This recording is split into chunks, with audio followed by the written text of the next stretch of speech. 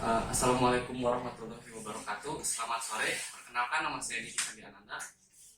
Ya, di sini saya akan berbicara mengenai Dewan Masjid Indonesia.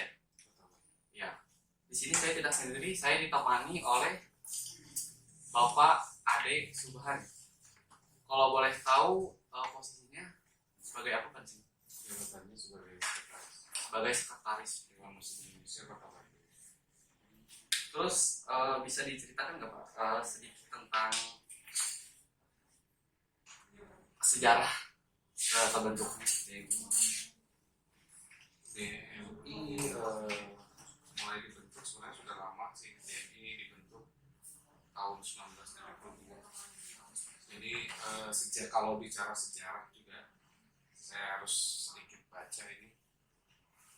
Dulu ada beberapa kelompok ormas Islam yang khusus mengurusi tentang kemasjidan, terdiri dari PERMI, Persatuan Masjid Indonesia, ada Ikatan Masjid dan Musola Indonesia, ada Ikatan Masjid Indonesia, ada Majelis Tamiril Masjid Muhammadiyah, ada Hajat Tamiril Masjid Indonesia (HTMI), ada Ikatan Masjid dan Musola Indonesia Muttahidah, ini Majelis Kemajidan Al-Wasliyah, Majelis Kemasidan Majelis Dakwah Islamiyah. Nah, para tokoh kemasidan itu pada saat itu tahun 1972 itu mulai berpikir bahwa kayaknya nggak bisa kalau kita terpecah-pecah dari ada beberapa kelompok organisasi kemasyarakatan terutama yang Islam yang mengurusi kemasjidan. Akhirnya mereka dengan sepakat untuk membubarkan organisasi masing-masing dan membentuk yang namanya Dewan Masjid Indonesia. Ini ada beberapa tokoh besarnya yang ikut menjadi pendiri. Nanti data ini saya serahkan ke ini biar bisa dibaca. Oh iya. Ada Pak Muhammad Nasir, Pak Ahmad Saiku, Hasan Basri, pokoknya tokoh-tokoh ulama besar pada waktu itu. Jadi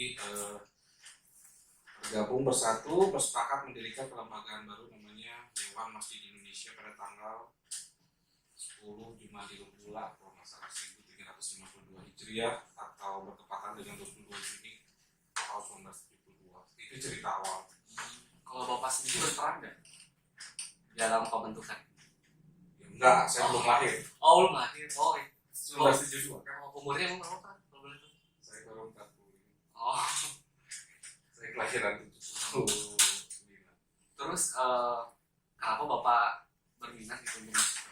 Kalau dulu sih pada saat awal mulainya lebih ke karena ketidaksengajaan. Pada saat itu saya sedang zaman mahasiswa tahun 99, saya sedang ada demo mahasiswa di Gedung Sate, ketemu dengan waktu itu yang membawa saya ke sini ketua DMI Kota Bandung yang pertama, Pak Dr. Anies Haji Bukhari Muslim. Nah, beliau yang membawa saya ke sini. Akhirnya sampai sekarang saya di sini. Dulu dari zaman masih kuliah masih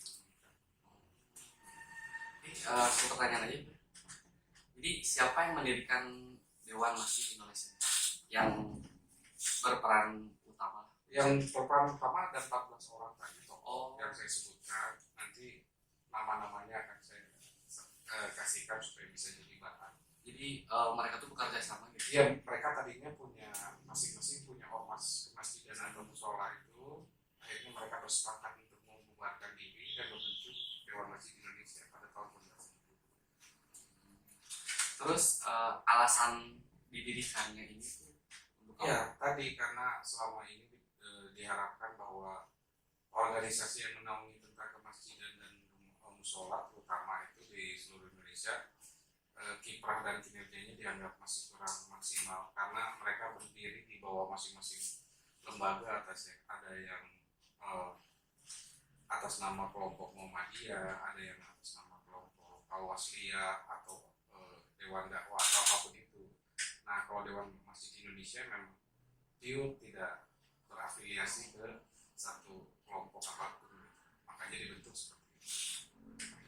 Terus apakah Dewan Masjid Indonesia memiliki cabang atau di Bandung saja? Kalau Dewan Masjid Indonesia ada tingkatan pusat di Jakarta.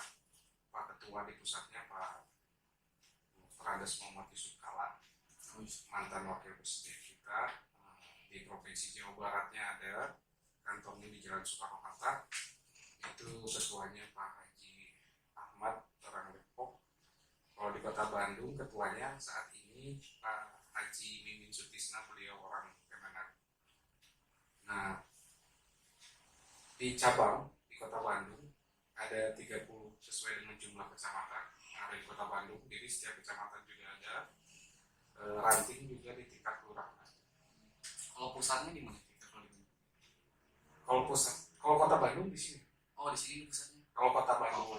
Kalau pusat yang seluruh Indonesia di Jakarta. Oh, di Jakarta. Ya. Terus program apa saja yang telah dilaksanakan oleh DMI?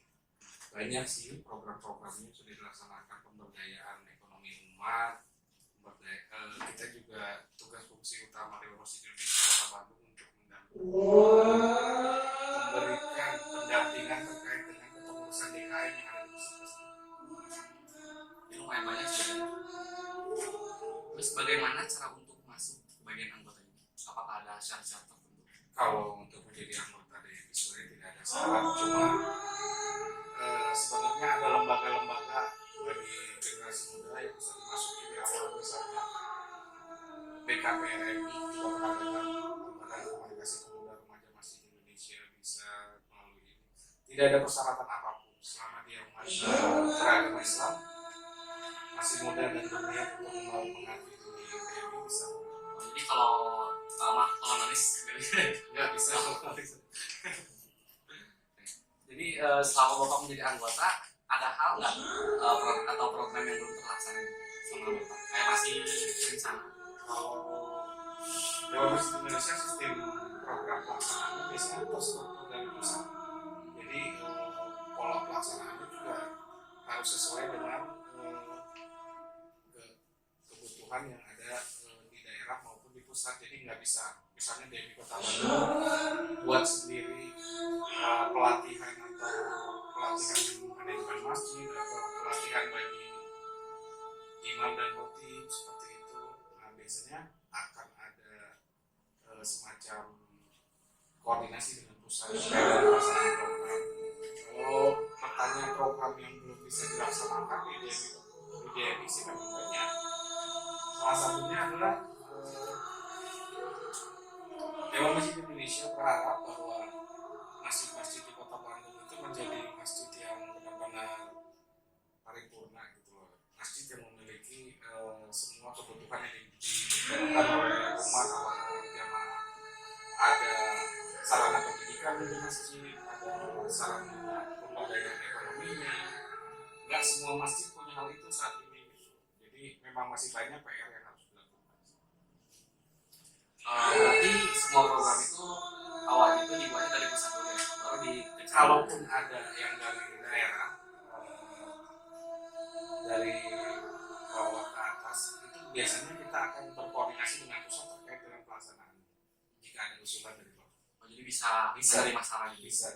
Jadi mungkin kita akan melaporkan bahwa kita sedang di Kota Bandung punya konsep untuk melakukan program-program tertentu, kita akan menyampaikannya ke pusat untuk dinilai apakah ini layak dilaksanakan atau tidak. Kalau program untuk anak-anak seperti pengajian itu ada?